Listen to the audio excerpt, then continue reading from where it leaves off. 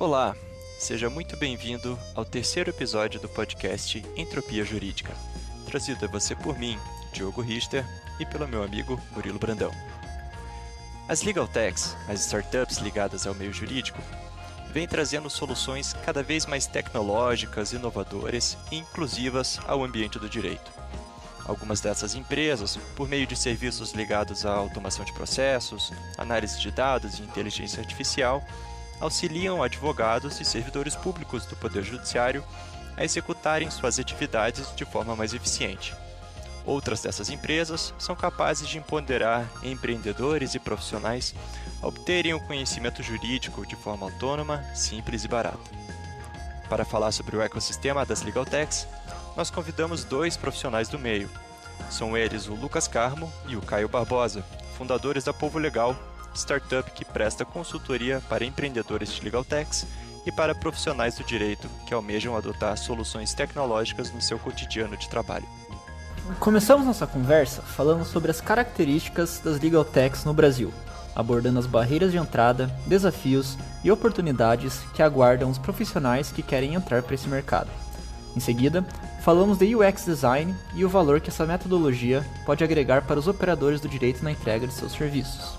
Por fim, falamos de técnicas e ferramentas que podem ser utilizadas pelo profissional jurídico que quer fundar sua empresa de tecnologia.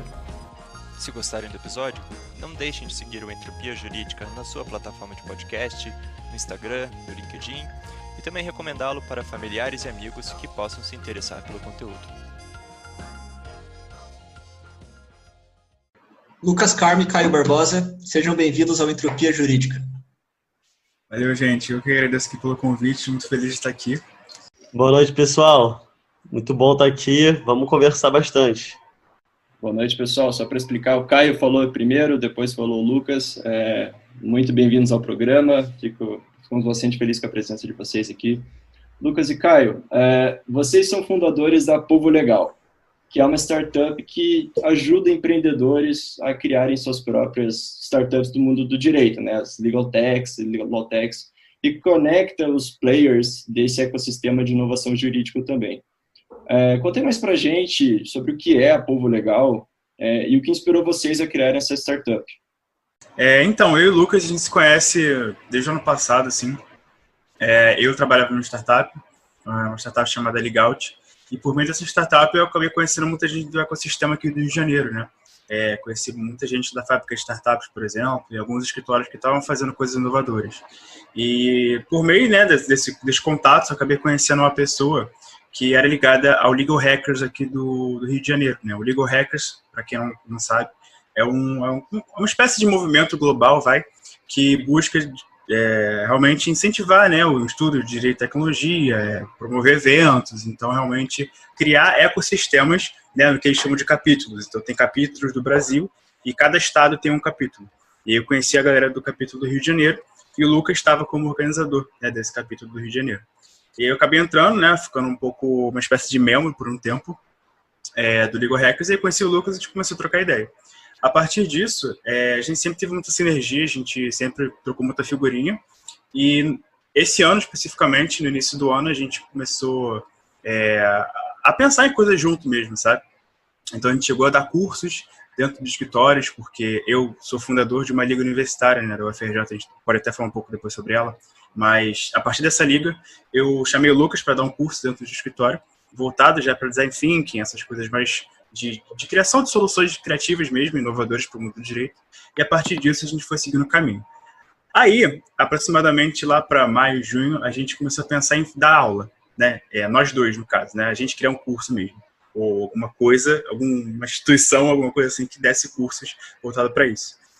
Mas papo vai, papo vem, acabou que depois de 2, 3 reuniões assim, a gente percebeu que o nosso papo não estava indo para um curso, e sim para algo que ajudasse pessoas a realizar o que a gente ensinava, né? Então a gente pensou, cara, por que a gente, ao invés de vender curso, a gente não vende o serviço de criar produtos, né? Então foi mais ou menos assim que surgiu a ideia. A gente ainda estava pensando o que a gente ia fazer de fato, qual seria o nome, qual seria o nosso propósito, mas acabou que a gente pensou tanto que estava demorando um pouco de sair do papel, sabe? E isso ia completamente contra o que a gente pensava de métodos ágeis, de MVP, tudo isso, né? E aí o Lucas deu a louca e de um dia para o outro pensou no nome, lançou o Instagram, eu nem sabia, e me mandou, olha aqui, criei. Eu falei, como assim você criou, cara? Isso aqui você que fez? Ele, fui eu. Eu, tá bom, então vamos. Aí ele lançou o Instagram do nada, nem sabia, e por aí foi, e cá estamos nós, né? E aí, sei lá, 1 semana, 2 semanas depois que lançou no Instagram, a gente já teve o primeiro cliente, e de lá para cá é a história. Exatamente. Caio contou a história de uma maneira muito boa, bem sucinta, né? Mas a gente nunca tinha conversado sobre design, pensado sobre design, e o Caio me convidou para dar esse curso, o Nelson Williams. E aí a gente falando sobre design e dando aula sobre coisas que a gente nunca tinha estudado muito, mas a gente vinha fazendo na prática, que era trabalhar com startups, lançar startups, e nasceu com um viés educacional, mesmo que a gente tivesse só pensado nisso e começou com consultorias, logo depois a gente lançou um curso, né? Então, acho que esse propósito de desmistificar esse mundo do empreendedorismo, também as dificuldades que tem no meio do caminho, incentivar as pessoas, é bem legal, sabe? Porque o pessoal só tem, às vezes, uma certa dificuldade de começar e manter. Então, a gente tenta desmistificar tudo e mostrar que o caminho pode ser bem mais simples se você também estiver ali numa comunidade também. Pessoas engajadas, contribuindo. Maneiro. E vocês dois hoje trabalham com design, né? Falando especificamente de vocês têm o background jurídico, né? O Lucas já formado, está fazendo mestrado em design, salvo engano. E o Caio também está terminando a faculdade agora, mas trabalha como designer também, né? Isso. Eu estou no 9º período agora, faço OAB em março. Mas já não trabalho com direito há muito tempo. Assim. Eu, de fato, migrei de carreira aproximadamente em abril desse ano. E aí, realmente, eu comecei a estudar coisas de design, desenvolvimento de produto, até um pouquinho de front-end, assim, mas acabou que eu não me aprofundei tanto, porque, assim, uma coisa de cada vez, né? Mas me aprofundei mesmo em produto e design, né? E lá para... Assim, acabou que as coisas aconteceram muito uma atrás da outra, né? Eu estava nessa startup, né, que eu trabalhava, mas eu trabalhava na parte de operações. Então, era muito com viés jurídico ainda. Era um trabalho mais mecânico, era muito especificamente para quem vinha do mundo do direito, sabe?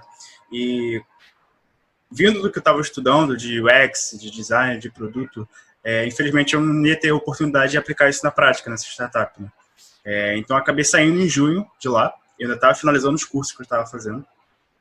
E fiquei mais ou menos 1 mês e meio desempregado, né?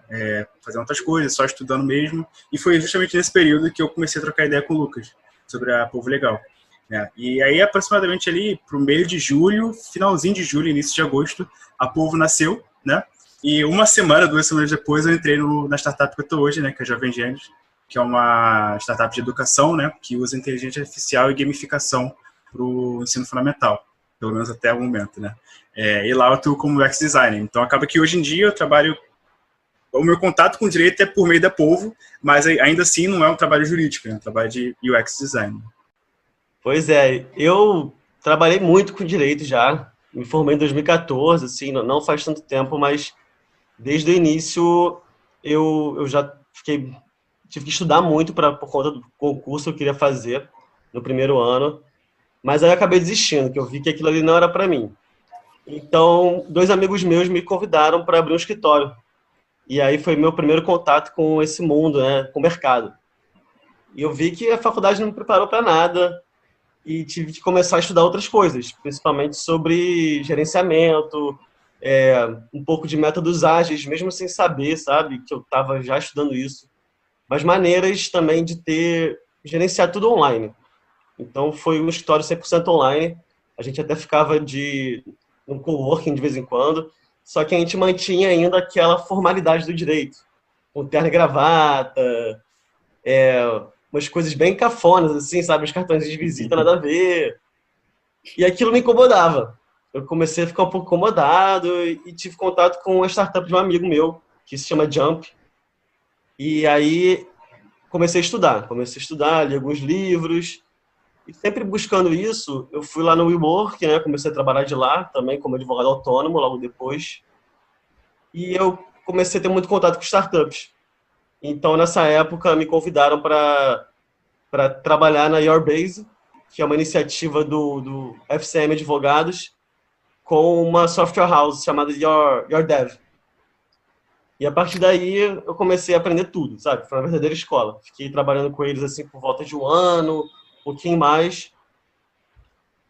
E também mantendo meus casos, né? Porque essa startup foi meu primeiro momento que eu vi que o MVP, né? Depois a gente pode aprofundar um pouco isso, mas o protótipo ele tem que ser bem enxuto e tem que ter um foco.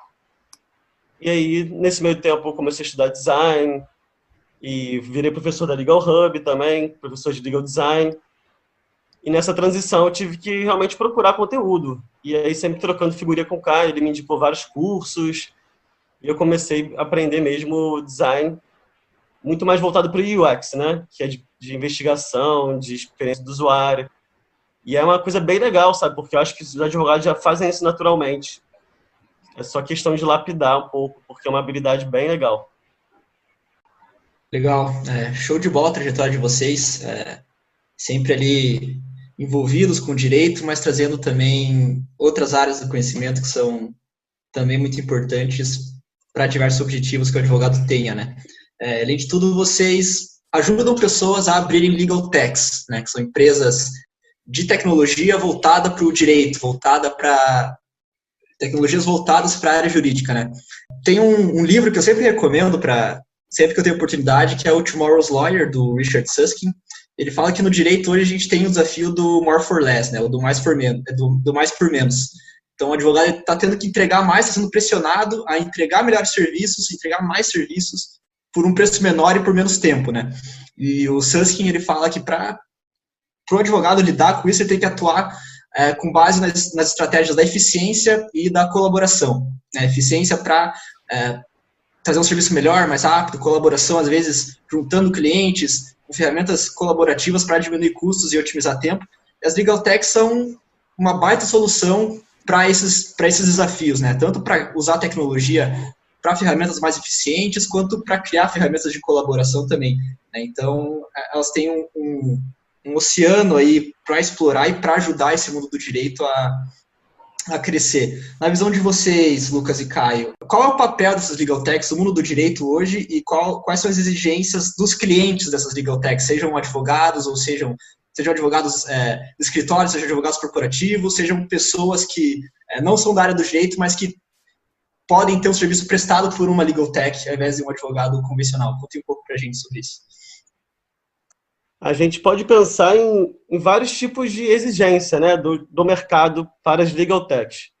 Especificamente porque você falou sobre escritórios, departamentos jurídicos.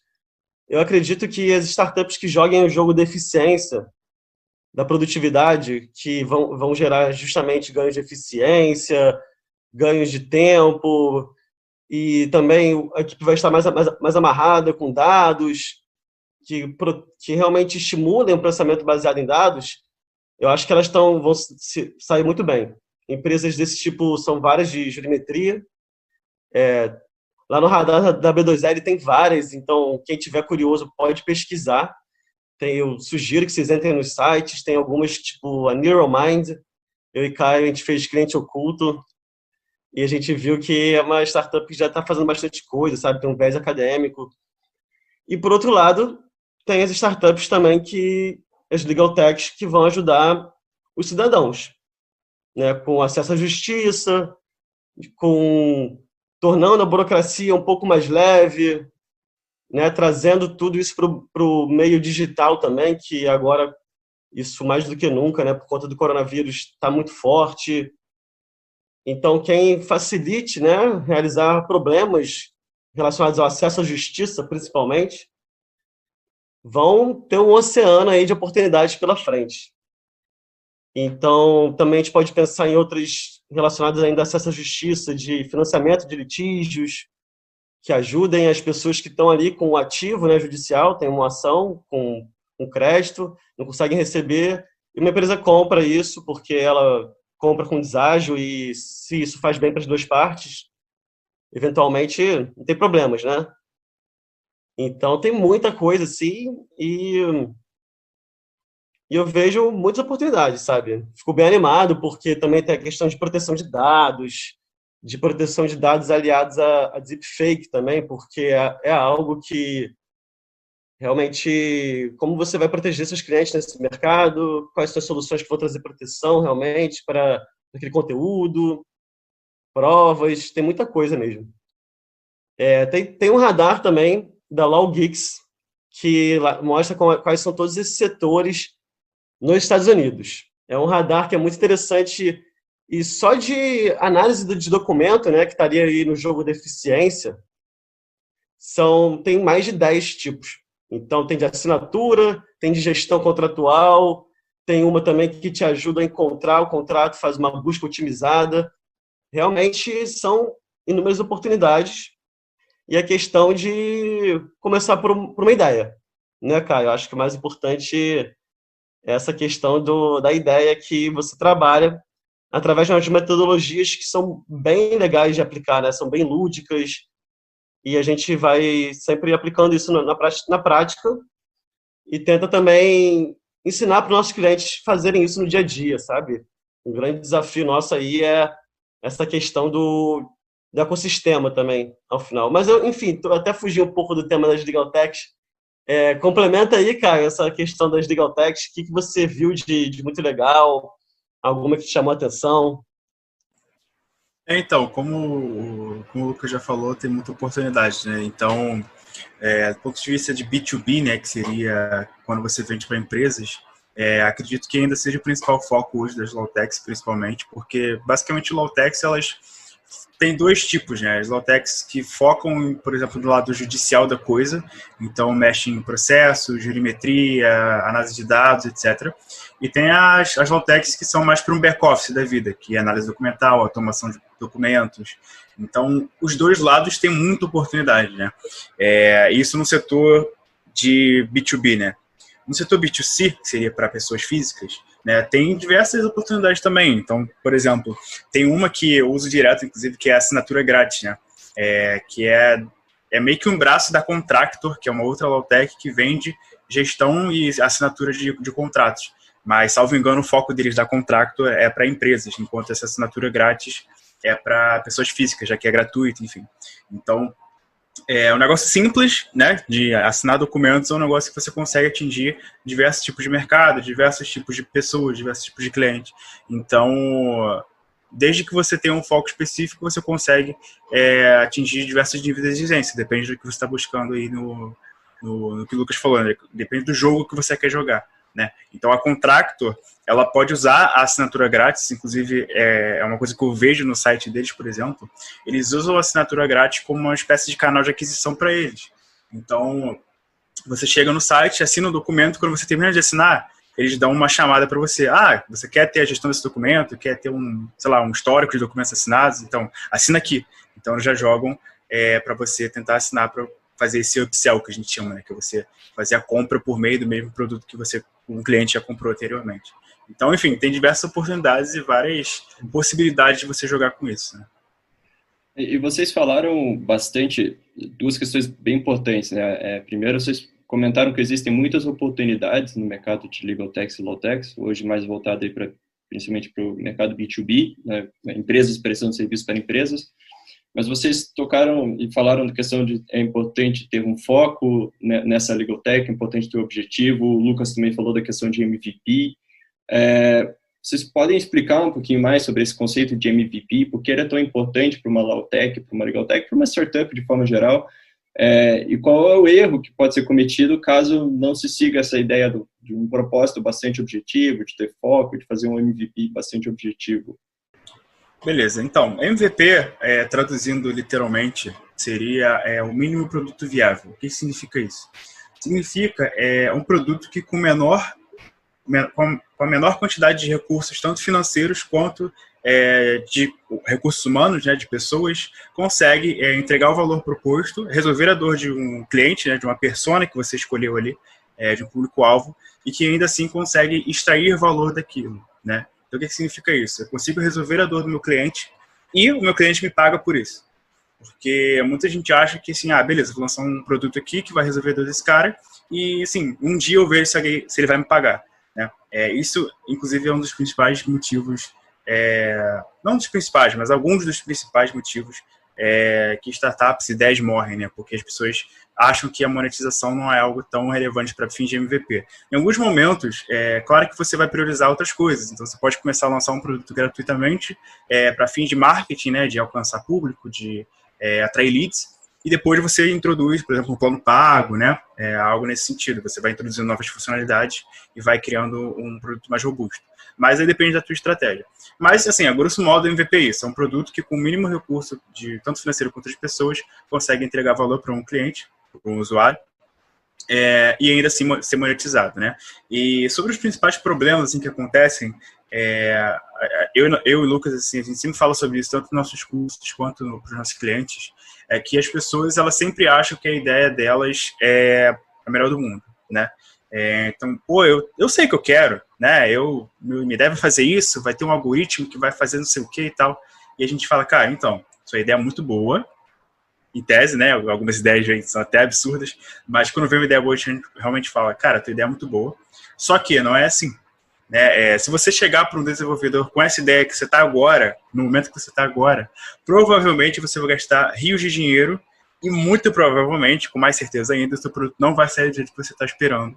Porque nem você sabe exatamente o que vai ser o seu produto, e muito menos o desenvolvedor, que não entende nada de direito, por exemplo, e você vai falar jurídicas para ele não entende o que você fala e você não entende o que ele fala. Então fica essa falha de comunicação. Então um dos principais motivos para ideias nascerem erradas é isso, o cara pular etapas. Né? Então a gente sempre fala nos nossos processos, com nossos clientes, que a gente tem que respeitar o processo. O que seria isso? A metodologia que a gente usa é o Design Sprint, né? Que é uma metodologia muito baseada no Design Thinking, e que tem um passo a passo específico que você deve seguir até chegar ao fim ali, que a gente chama de prototipação, né? Que é criar o protótipo do produto, para depois disso ser entregue ao desenvolvedor para ele codar, né? Que é programar seja qual for a solução. E a gente sempre fala, cara, respeita o processo, porque os primeiros etapas do Design Sprint e de uma descoberta de um produto mesmo são as mais relevantes, porque é ali que você entende qual é o teu público-alvo, de que forma você pode atingir esse público-alvo, seja via marketing, seja via linguagem, branding, como é que você vai monetizar, quais seriam as melhores funcionalidades, sabe, que tipo de mercado, qual o tamanho do mercado, enfim, são informações mais relevantes para um produto, sabe? Se você começa um produto sem saber quem é seu cliente, qual é o tamanho do seu mercado e o que ele vai ser, seu produto vai ser o quê? Já vai nascer errado, e a probabilidade dele dar errado é imensa, se não quase certa, né? Então, eu diria que esse é o principal motivo. Tá? Um outro motivo que eu penso aqui agora, além disso, é se apegar à ideia. Né? Nesse caso, nesse exemplo que eu dei, o cara teve uma ideia genial. Né? E muita gente, assim, muitos clientes nossos começaram com ideias geniais na cabeça deles, só que ao longo do tempo eles foram vendo que não fazia sentido, então que até fazia sentido, mas com algumas modificações, sabe?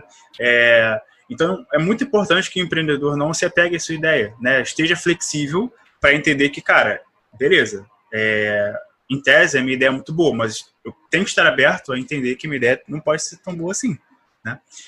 Então, eu acho que esse também é um ótimo, um grande motivo aí que ideias dão errado nesse sentido. O que você acha, Lucas? Eu acho que esse apego à ideia realmente é um dos fatores principais, assim. E também outra questão que pega muito é você não delegar. Você centralizar muito todo o trabalho e assim que você vê que a sua ideia ela teve alguma faísca, né, que tiveram interesses, teve cadastro no seu site. Só para exemplificar, um MVP, por exemplo. Você tem uma ideia, oferecer algum produto, algum serviço, e você lança uma landing page, né, uma oferta online no site para as pessoas interagirem com isso e decidirem se interessam ou não. Você pode oferecer um e-book, algum outro prêmio, e em troca as pessoas deixam um e-mail, ou celular, ou os dois. E você também já pode vender, se você forem, tipo assim, produtos, né, coisas que você, às vezes, nem tem em casa, por exemplo. Quero vender copos que são descartáveis, mas são ecologicamente corretos. Eu faço uma oferta, se tiver 10, 15, 20 interessados, eu posso já começar a vender essa operação. E quando isso começa a acontecer, quando tem essa faísca e as coisas engrenam, as pessoas elas tendem a agregar tudo e fazer tudo sozinhas. Então, um dos motores aí dessas pequenas empresas que estão inovadoras, né, as startups, é o marketing. E você fazer um marketing bem feito, sabe, junto com o branding também, só que branding acho que ainda fica mais em segundo plano, né, porque principalmente na mente das pessoas, apesar do impacto ser gigante. Mas o marketing e o branding, eles andam em conjunto, sabe? O branding vai ajudar a criar o tom de voz da empresa, vai ajudar também a se comunicar de maneira melhor, e o marketing vai escolher o melhor canal para propagar isso, e também ajudar na linguagem.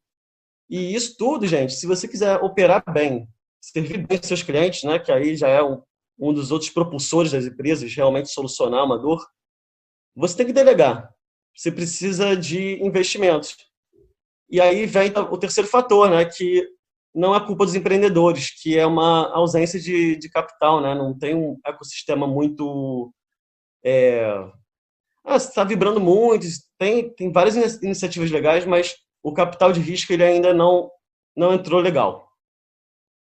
Um ponto que eu ia tocar exatamente agora a respeito do mercado de Law Techs e Legal Techs, né? Já que a gente está falando de muitas oportunidades e boas ideias, não basta ter boas ideias, né? A gente precisa executá-las. E para executá-las, considerando essas questões que vocês falaram, eu separo aqui em 3 desafios principais. Eu queria que vocês comentassem sobre eles.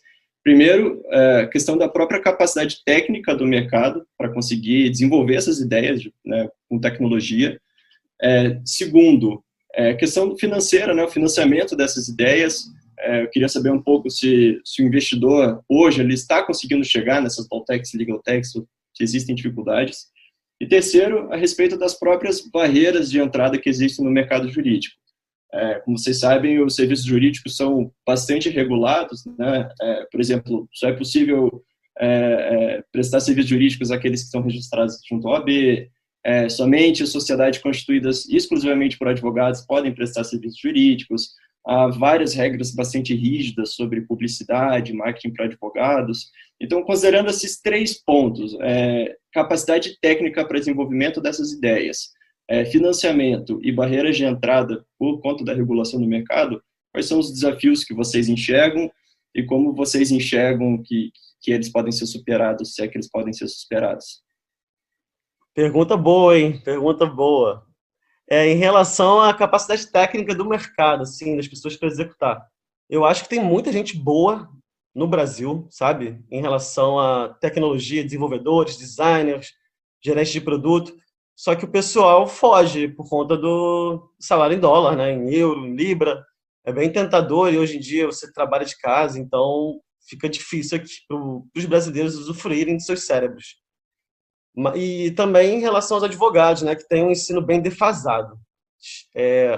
A gente muitas vezes sai da faculdade, principalmente no Brasil, sem saber, às vezes, redigir um bom contrato, sem muita prática jurídica, porque as faculdades estão passando conhecimento de uma maneira antiga.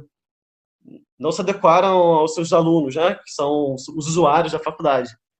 Então, isso daí deixa o nosso mercado talvez um pouco ainda aquém do que realmente poderia estar. Quais são as outras mesmo? Você falou muitas opções. Essa questão técnica, bastante interessante esse ponto que você comentou, de haver uma competição com o mercado externo, né, em relação a desenvolvedores, é muito fácil eles trabalharem fora, realmente. Segundo ponto, a questão do investimento, se o dinheiro dos investidores está conseguindo chegar nessas Law Techs e Legal Techs. E o terceiro, a questão das barreiras de entrada do mercado regulado, que é o mercado jurídico. Assim, investimentos, eu acho que assim, o Brasil ele atrai o olhar de investidores. Tem aquele dia do momento que são as fintechs, e está entrando muita grana em fintech brasileira, sabe? O Brasil colocou aí 10 unicórnios, nem sei mais quantos, sabe? A gente perdeu as contas. Então, a gente está nesse momento de receber bastante investimento, mas já junto com o terceiro tópico, né? Que é a questão da regulação.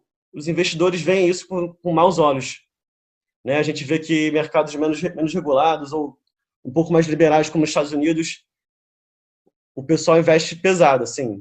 São bilhões de dólares por ano E aqui no Brasil a gente pouco tem estudos, né? Tem poucos números. A gente conseguiu identificar aí nesse ano de 2019 para 2020, acho que foram 5 milhões de dólares no máximo, que a gente sabe também, né? E aí também tem a questão de cifras ocultas, que não está aí, não tem estudos divulgados, o que é uma ótima oportunidade de empreender. Se alguém tiver com uma ideia aí, tiver sem ideia, está faltando relatórios consolidados de Legal Tech. Mas eu acho que anda um fator relacionado ao outro. Então, esse capital ele ainda não olhou para esse setor, mas comparando com Estados Unidos, Inglaterra, França, a gente sabe também que é bem aquecida. Eu não conheço nenhuma Legal Tech francesa, mas é aquecida. Talvez seja por isso que ainda não tenha nenhum unicórnio como Legal Tech. Né? Tem muito problema para ser resolvido, sabe? São 5 bilhões de pessoas sem acesso à justiça. Sem falar a quantidade de processos que tem no Brasil, né, que é culturalmente um povo litigante. E todos esses fatores aí, os investidores podem olhar em breve.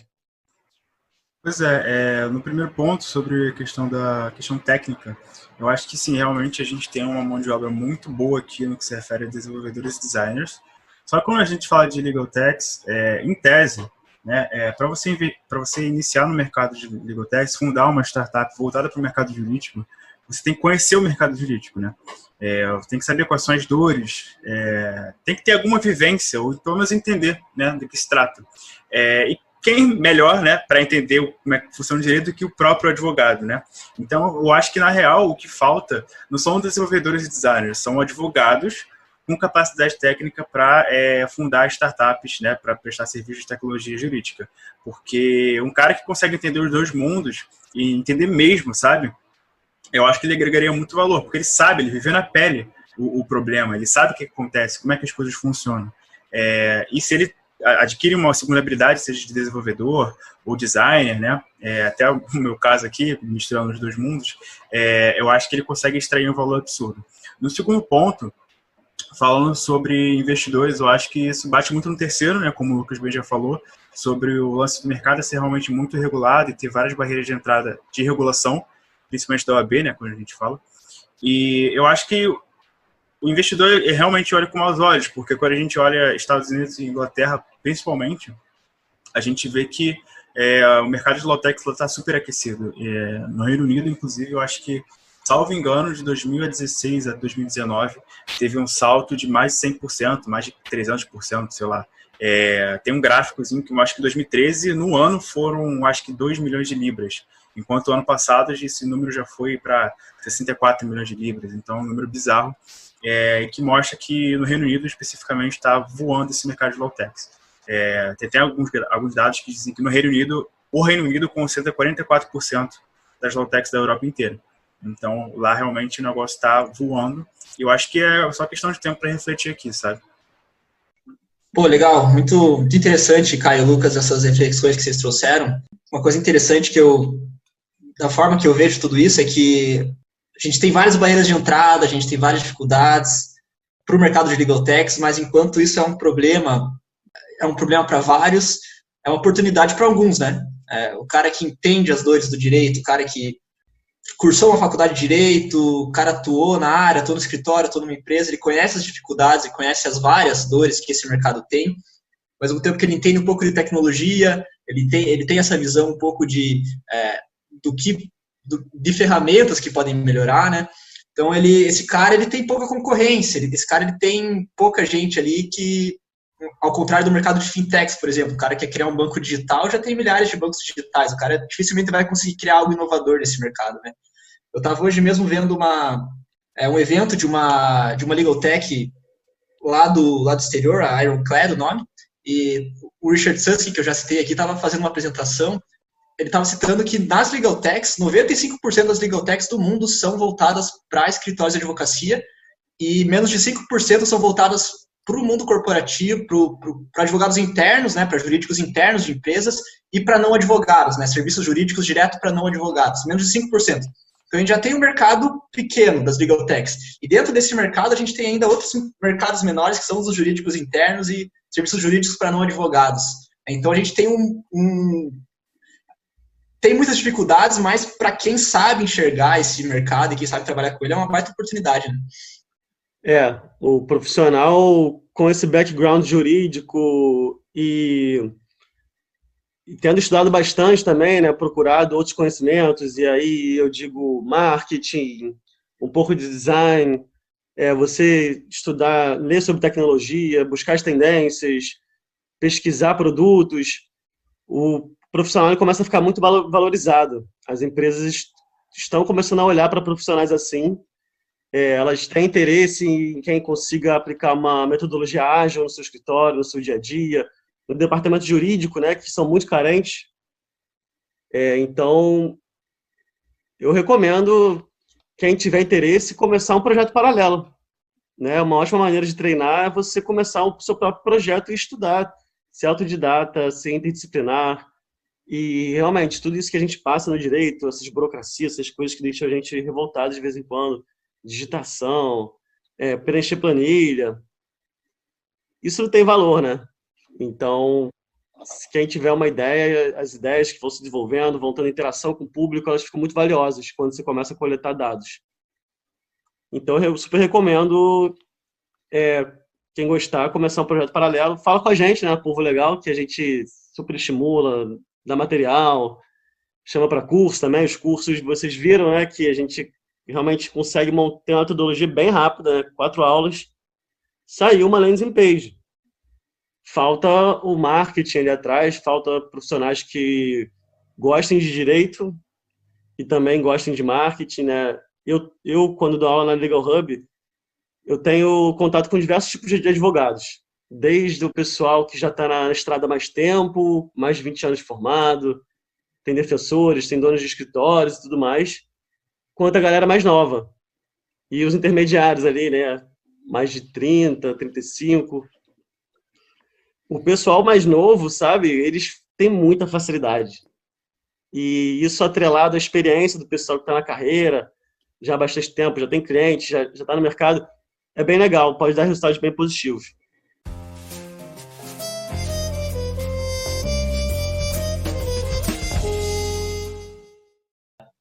Eu e o Diogo, a gente foi aluno, nós fomos alunos do curso do Caio e do Lucas, do Zero Protótipo, da Povo Legal, e lá tem várias metodologias interessantes que eles trouxeram para a gente. Eu, pelo menos, super recomendo o curso. Acredito que eles vão lançar mais cursos mais para frente, né? Caio e Lucas, depois vocês podem detalhar melhor. Mas, tanto no curso quanto agora na entrevista, a gente falou bastante de design, né? E dentro do design existe o UX Design, o User Experience Design, que é um design voltado para a experiência do usuário, né? Uma coisa interessante de pensar, eu quero ouvir um pouco de vocês sobre isso, é como que o advogado ou o operador do direito pode encarar o serviço dele, pode usar o design para melhorar o serviço dele, né? Aqui nem falando tanto de legal tech, mas falando para a atuação jurídica em si, né? É interessante para o advogado, para o operador jurídico encarar o serviço que está entregando como um produto, ele pensar na experiência que o cliente dele vai ter ao receber esse serviço dele, ele encarar o cliente dele como um usuário, ele fazer técnicas de sprint, de fit com o mercado para entender se o serviço que ele quer prestar realmente é uma dor e vai atender algum nicho, algum cliente. Quais são os benefícios do advogado, do operador de direitos, técnicas de UX design para entregar os serviços jurídicos dele? Cara, eu acho que só tem a ganhar, assim. Quando você começa a estudar UX, toda essa abordagem de design thinking, que a gente chama também de design centrado no ser humano, basicamente, assim, não é um bicho de 7 cabeças, a grosso modo é você colocar o teu usuário / cliente no centro do teu processo. Então, quando a gente vai criar um produto do zero, ou quando a gente já tem um produto, né, que é o caso, por exemplo, na Jovem Gente que eu trabalho, a gente já tem um produto e a gente está sempre tentando melhorar esse produto, né? Como que a gente usa o UX Design? Basicamente, a gente usa as etapas lá, os guidelines, né, as recomendações de técnicas para, de fato, entender o que o nosso usuário precisa, o que ele pensa, quais são os objetivos dele, as dores, necessidades, etc. Né? E a partir desses estudos, dessas técnicas de pesquisa que a gente usa, e até mais uma vibe de UX Research, né, que seria pesquisa de experiência do usuário, não entra muito na parte de tela, por exemplo. A tela em si, né, a interface é só o final, né, do processo. Então acaba que é um processo mais de pesquisa. A partir dos dados coletados nessa pesquisa, a gente extrai insights, né? E desses insights a gente chega a algumas conclusões. Então, por exemplo, a partir de um estudo com os meus... imagine que eu sou um advogado e fiz um estudo de pesquisa, né, com os meus clientes para ver se eles estavam entendendo o meu contrato de honorários, por exemplo. Então, eu rodei uma sprint fictícia da minha cabeça, né? Eu falei, vou parar aqui por 15 dias, né? E vou fazer usar algumas técnicas de pesquisa. Eu achei aqui no Google algumas técnicas aqui e vou tentar aplicar para ver qual é. Então, por exemplo, o que a gente chama de teste de 5 segundos, é um teste bem interessante. No caso de interface, a gente mostra uma tela por 5 segundos para o usuário, e depois de 5 segundos a gente pergunta para ele, faz algumas perguntas, por exemplo, o que você entendeu que é essa tela? O que você consegue memorizar? Né? O que você lembra que estava escrito ali durante esses 5 segundos? Para que serve isso? Justamente para entender se o conteúdo está sendo entregue da forma correta, de maneira simples, se o cara, quando ele bate o olho num site, por exemplo, já entende a que se refere aquele site, né? Do que se trata aquele produto. Então, esse teste de 5 segundos, por exemplo, seria muito interessante, né? O usuário conseguir bater o olho, imagina, o cara bateu o olho, por 5 segundos já conseguir entender que se trata de um contrato de honorários e que mais ou menos ele já lembra algumas palavras-chave ali que você já colocou estrategicamente no início e com algum ícone, com algum elemento visual que possa facilitar o entendimento, sabe? Assim, só um exemplo bem simples. Então, a atuação de um advogado, eu acho que ela parte do princípio que... Ela deve partir, na verdade, né? Deve partir no princípio que isso é um produto. Tratando o seu serviço como um produto, você consegue, tanto do ponto de vista de mindset, né? Conseguir enxergar o teu serviço de uma maneira muito mais estruturada e, consequentemente, ter um pensamento muito mais analítico, né, do teu produto, do teu serviço, no caso, né?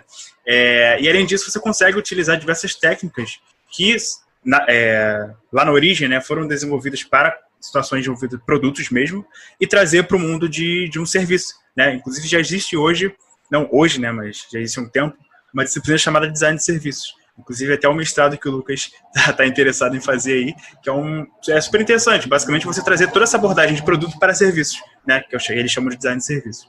Então, mas respondendo a sua pergunta, quais benefícios traria para o advogado, eu acho que, cara, só teria a ganhar. Primeiro, ele conheceria muito mais o cliente dele e, consequentemente, saberia como ele poderia melhorar o serviço dele, né? Segundo, aí já trazendo um pouco de design propriamente dito, né? Pensar de que forma a linguagem, né, utilizada, ou o visual do documento, ou a forma de se portar, ou a presença digital poderia fazer com que mais clientes entendessem do que se trata.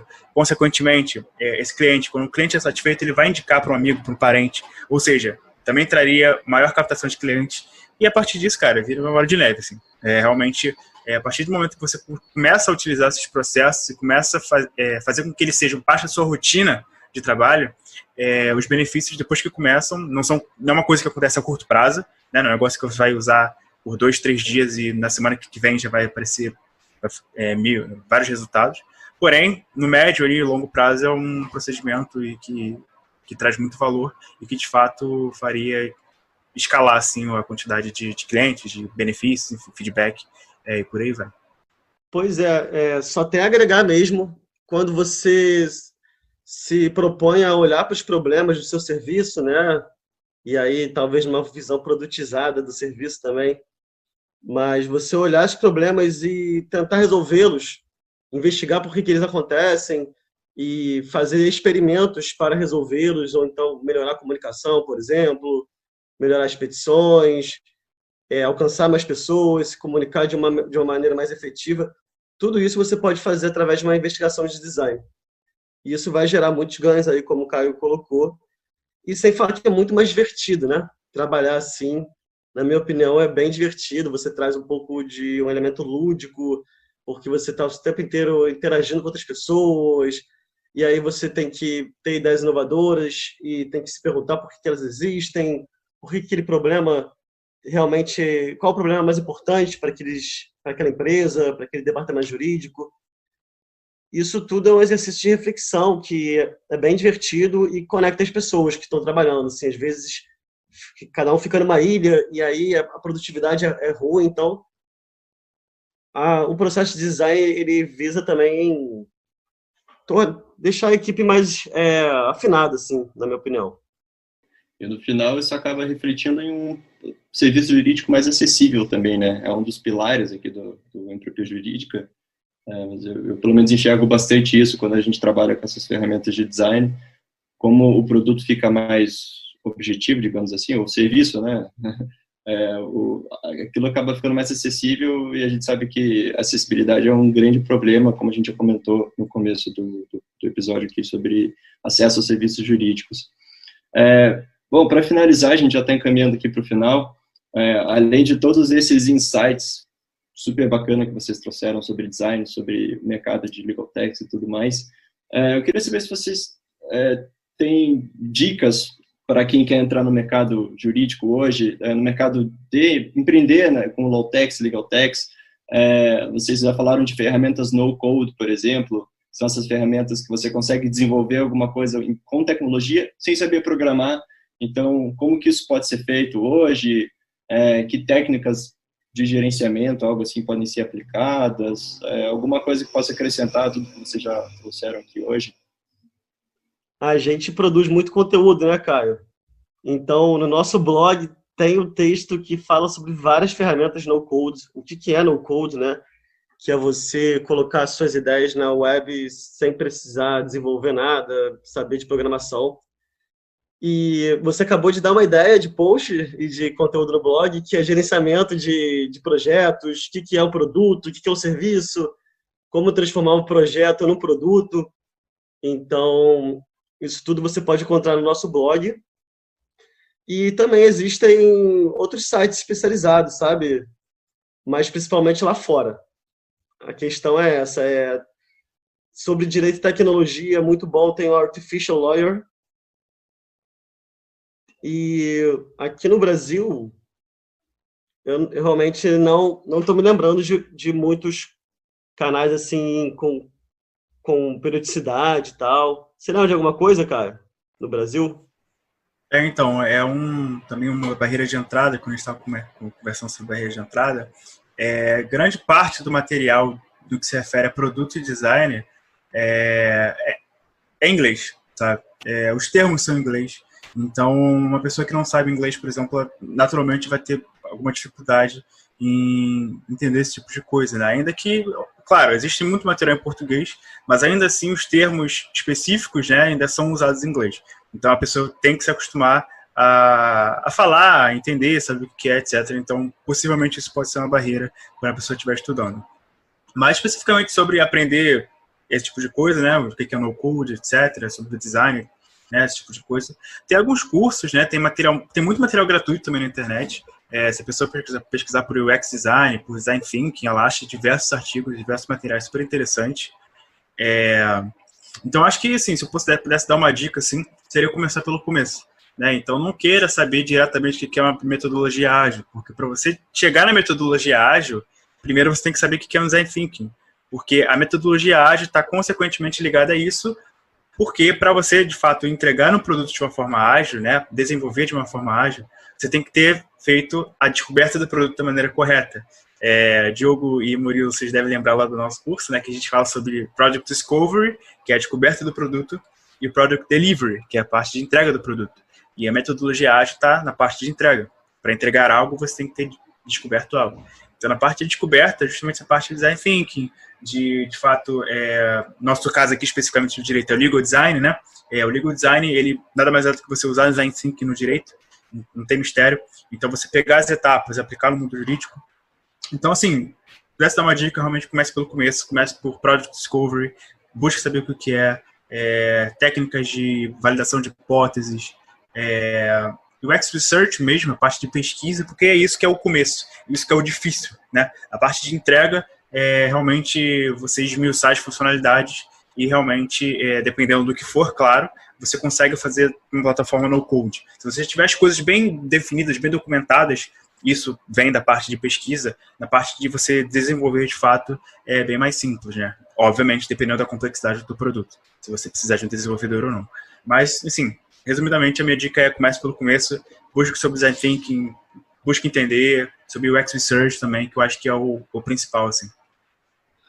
Pois é, quem lê inglês, quem gosta de ler inglês também, vai no Medium e bota no code, bota product discovery, design thinking, e você vai começar a ser bombardeado de conteúdo de primeira qualidade, assim. Gente que explica como fez no dia a dia, case de sucesso, e acho que é a melhor referência, assim. Tem no Brasil cursos que eu e Caio fizemos, né, do UI Boost, do Papai Designer, e tem o outro do Design Circle, do Aparício. E são muito bons, sabe? Eles dão uma visão bem geral, tanto para quem quer fazer UI, né? Que aí o Caio diz que é esmiuçar as funcionalidades, mas é muito difícil aprender a fazer UI. Tem que manjar muito do Figma.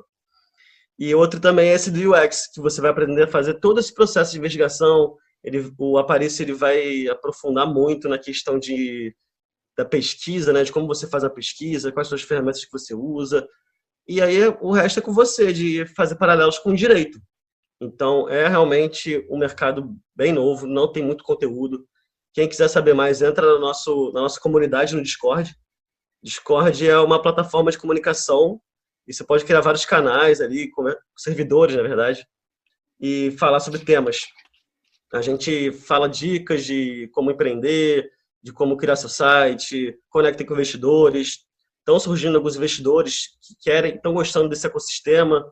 É mais investidor anjo, mas também é uma ótima forma de captar dinheiro e colocar esses projetos todos para frente, né? Qual que é o canal do Discord de vocês? É o Povo Legal mesmo? Povo Legal. É isso, sabe? Vamos... Quem não achar no Discord, vai no Instagram Povo Legal, que lá tem tudo mesmo. Tem post de blog... Tem também post no Instagram, tem stories. A gente não faz muitas lives. Quem quiser chamar a gente para lives, assim, quem sabe a gente topa também. A gente quer conversar com a comunidade. Só que acaba ficando muita coisa. Na Povo Legal, só eu e Caio. Então, a gente faz tudo. Do marketing ao UI, a gente entrega tudo. Mas tá bem legal, assim, sabe? É um trabalho bem legal de fazer, como eu falei.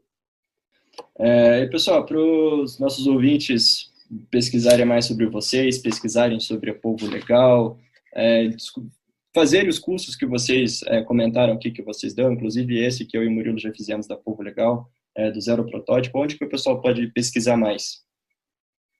Então, gente, vocês podem achar a gente lá no Instagram, só procurar por Povo Legal. Nós somos os únicos povos do Instagram aí. Mentira. Tem outros povos aí, mas dos direitos somos só nós, por enquanto, né? No LinkedIn também é a mesma coisa, Povo Legal, no nosso site, povolegal.com.br, tem todas as informações também. Nosso site, especificamente, tem o que a gente faz, de fato, né? Os nossos serviços, e também tem uma abinha lá, né, do curso que a gente tem, que é esse do Zero Protótipo. A gente ensina pessoas a tirarem ideias do papel, da ideação ao protótipo, né? A gente chama essa parte de pesquisa até quando você cria uma tela, né? Ou então quando você já parte direto para uma landing page. Então é um curso bem legal que traz realmente a abordagem que a gente usa no nosso dia a dia com os nossos clientes, né? Esse design sprint que a gente tanto fala. Então, achar a gente ou o Instagram ou o nosso site também. Nos dois canais você consegue achar. Ou o LinkedIn também, né? Então, beleza, pessoal. Agradeço muito a presença de vocês aqui nesse episódio do Entropia Jurídica. Foi muito bacana ouvir vocês. Vocês trouxeram insights super valiosos. Murilo, alguma coisa para acrescentar? Corroboro aí os agradecimentos do Diogo. Foi muito legal trocar essa ideia com vocês hoje.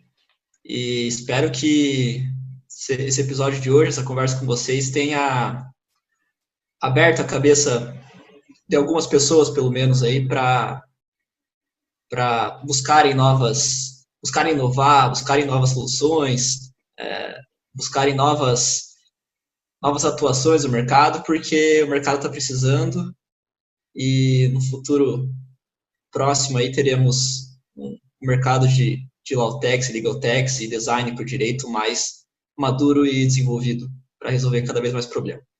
Então, valeu, obrigadão pela presença aí hoje, moçada. Que assim seja, né?